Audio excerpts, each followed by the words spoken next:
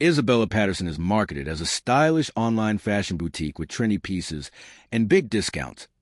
But the real question is whether it's actually legit or just another risky clothing site.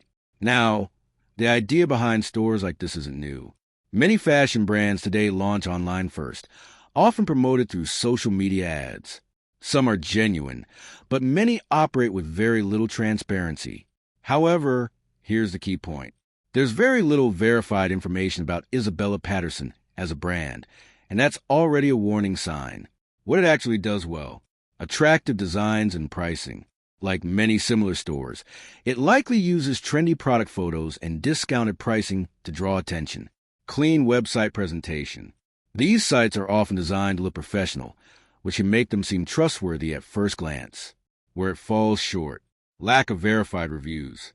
There's little to no strong presence on trusted platforms like Trustpilot or established review sites, making it hard to confirm real customer experiences. Low transparency. No clear brand history, ownership details, or verified business information, common in higher-risk online stores.